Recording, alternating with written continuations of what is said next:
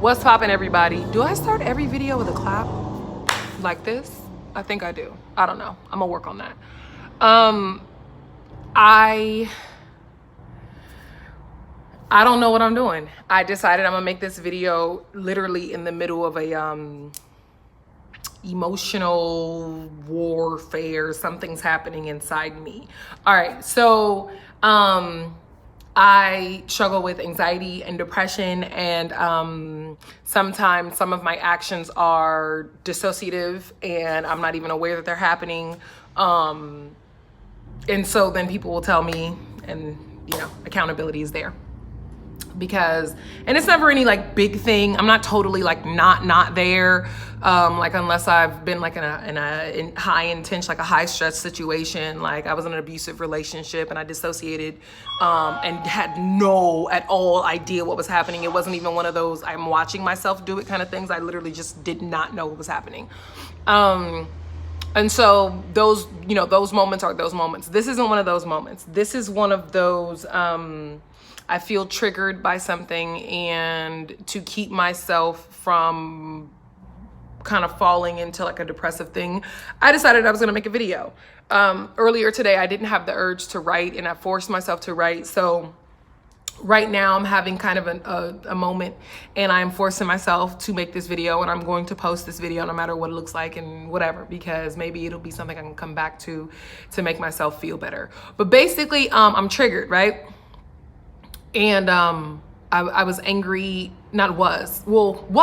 My goal is to no longer feel these feelings, but feelings of like anger and abandonment and frustration and just like feeling hurt.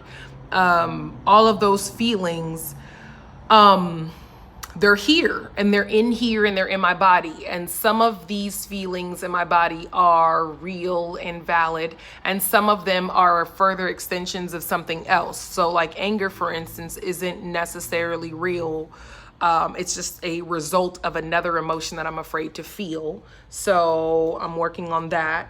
Even the being hurt part is kind of detached from the moment too, but still a thing that I feel, and like working on those feelings and making them real, or taking the ones that aren't real and not letting them have space, and then the ones that are real, nurturing and loving myself enough to validate myself and then process out and process through.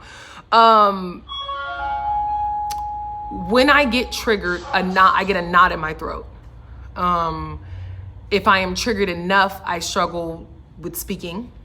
It's hard for me to say the words. It's hard for the words to come out. I can literally feel them like being stopped in my, processing.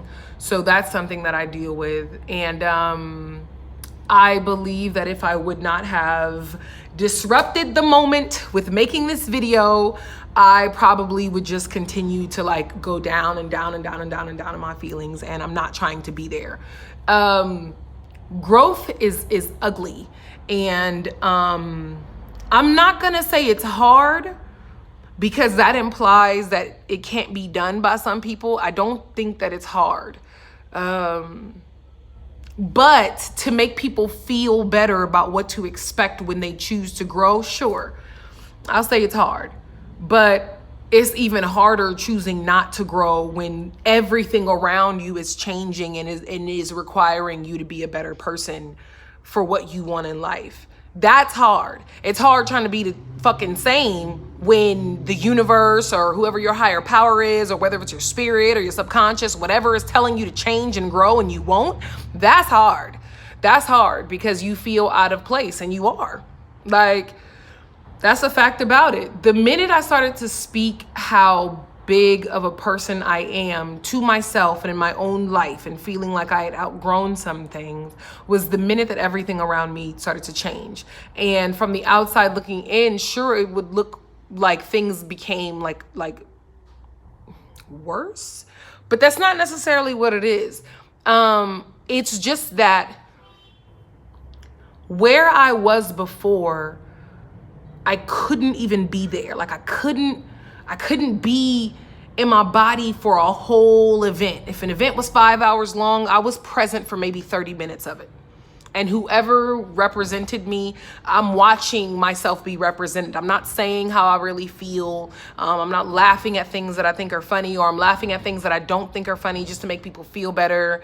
I'm not speaking up for myself. I'm not speaking my mind. I'm not giving my real true sentiments. Like, I really wasn't even there.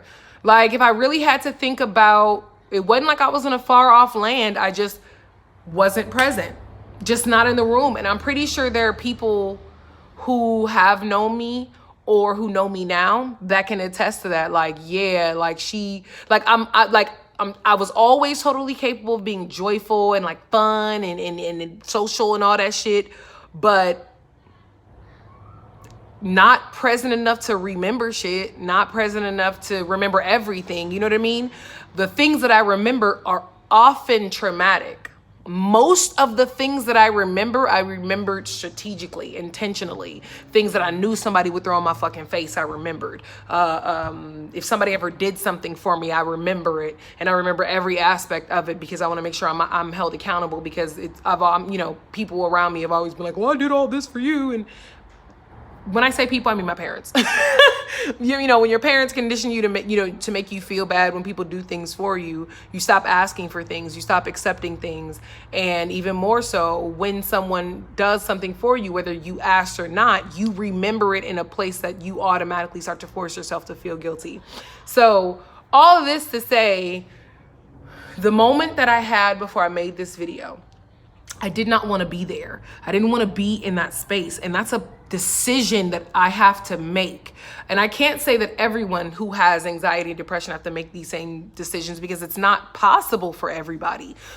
Some people's anxiety and depression is far worse than mine are. Well, not even far worse, far less manageable, or it has to be managed differently than mine is. People's anxieties are just different. My anxiety makes it so I had to make a conscious choice, just me, had to make a conscious choice and a decision that I didn't want to feel that way anymore. I didn't want to be bummed out. I didn't want to be down. Like, I got a good ass night planned for myself, you know?